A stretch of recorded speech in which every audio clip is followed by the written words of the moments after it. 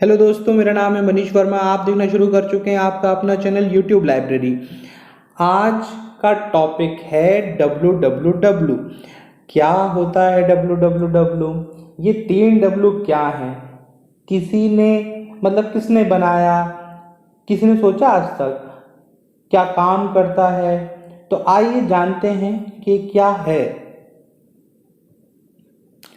यहाँ पर सभी डॉक्यूमेंट हाइपरटेक्स्ट लिंक के साथ जुड़े होते हैं, जिसे इंटरनेट के माध्यम से एक्सेस किया जाता है। हाइपरटेक्स्ट लिंक, आप बोलेंगे ये क्या भला है? तो आइए समझते हैं। HTML यानी हाइपरटेक्स्ट मार्कअप लैंग्वेज के अंतर्गत आता है। HTML क्या है, इसके लिए मैं अलग से वीडियो बना दूंगा।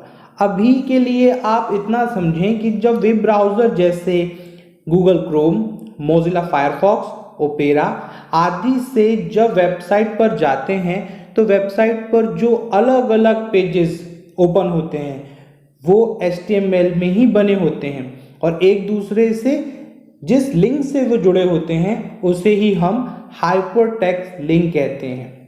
ठीक है, एक वेबसाइट में HTML पेजेस होते हैं, या आप कह सकते हैं कि कलेक्शन ऑफ HTML पेजेस, यानी बहुत सारे अलग अलग पेजेस जो HTML पे बनते हैं उनको अगर इकट्ठा किया जाए तो एक वेबसाइट बनती है। और बहुत सारी वेबसाइट जो हैं वो जब एक प्लेटफॉर्म पर आपस में इंटरकनेक्टेड होती हैं तो उसे ही इंटरनेट कहते हैं। और उस इंटरनेट को www के थ्रू हम एक्सेस कर सकते हैं। दूसरे शब्दों में तो वर्ल्ड वाइड वेब यानी www एक स्टोरेज सिस्टम होता है जहां पर दुनिया के सारे वेबसाइट स्टोर रहते हैं। यानी आपकी बैंक का वेबसाइट, आपकी यूनिवर्सिटी का वेबसाइट, स्कूल, कॉलेज, रेस्टोरेंट, ये जितनी भी चीज़ें आप देख रहे हैं, रेलवे, बस, हर प्रकार की जो सर्विसेज हैं जो आज के टाइम में वो सब कहाँ पर स्टोर है? www पर स्टोर है। इसलिए इसको हम एक स्टोरेज सिस्टम भी कह सकते हैं।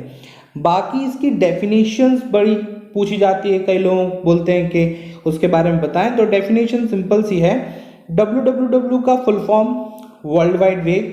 हमारे SSC बैंक वालों के लिए तो जब ये क्वेश्चन आता है तो बहुत इंपॉर्टेंट हो जाता है और लोग गलती करके आते हैं कुछ बच्चे, तो इसको याद रखें। वर्ल्ड वाइड वेब, वो कंफ्यूज हो जाते हैं, वाइड वर्ल्ड वेब है, वे वाइड वर्ल्ड है, तो आप याद रखना सबसे पहले वर्ल्ड आएगा, वाइड वेब। इसे ही वेब भी कहते हैं और W3 के नाम से भी आता है। कभी कभी ऑप्शंस में इन तीनों चीज़ों को दे देते हैं और एक अलग ऑप्शन होता है, तो आप जानिए ये तीनों चीज़ एक हैं और इनके अलग कोई क्वेश्चन आता है और या अलग ऑप्शन आता है तो उसको एलिमिनेट कर दीजिएगा।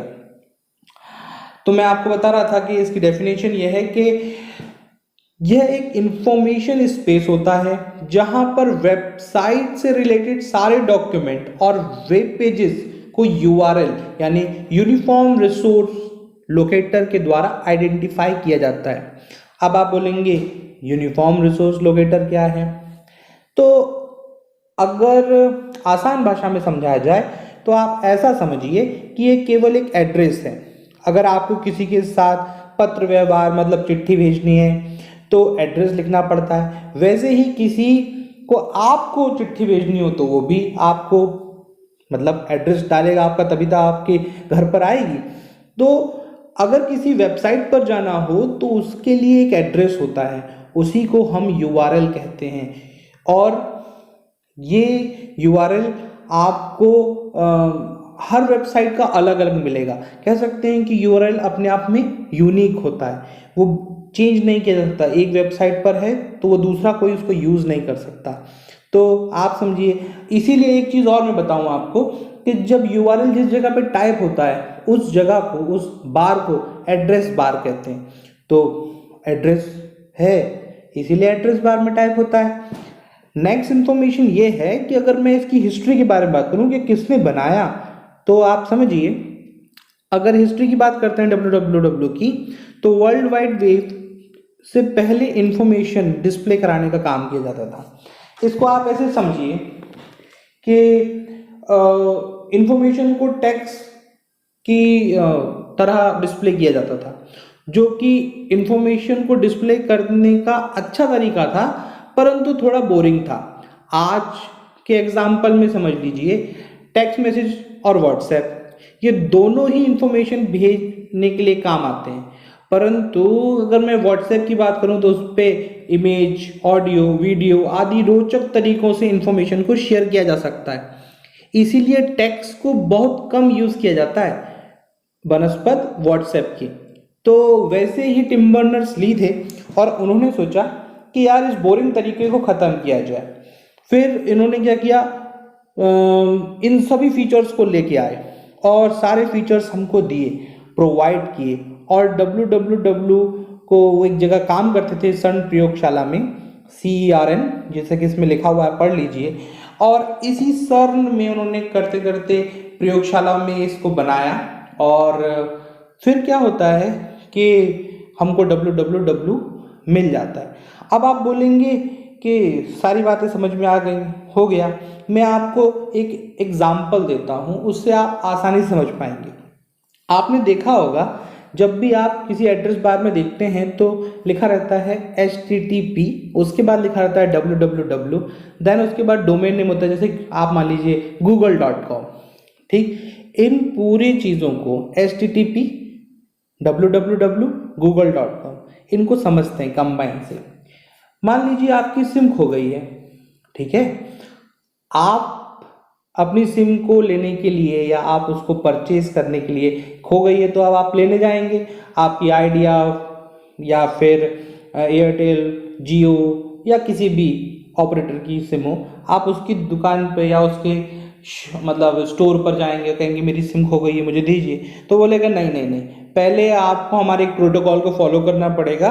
पहले इसके लिए आपको पुलिस स्टेशन जाना पड़ेगा।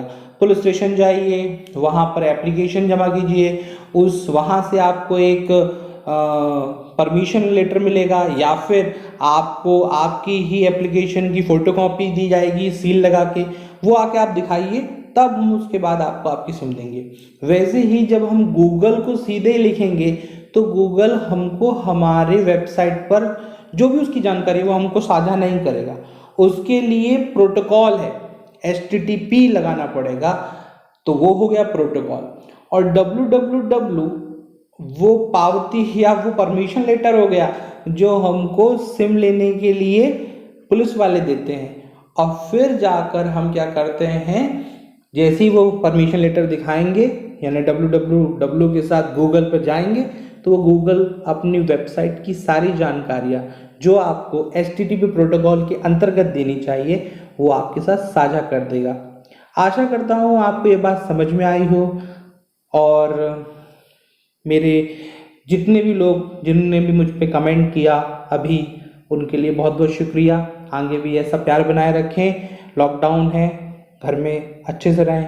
मैं कोशिश करता रहूँगा जल्दी से जल्दी नए नए वीडियो डालूँ। Thank you. साथ ही साथ लाइक कीजिए, शेयर कीजिए, सब्सक्राइब कीजिए। धन्यवाद।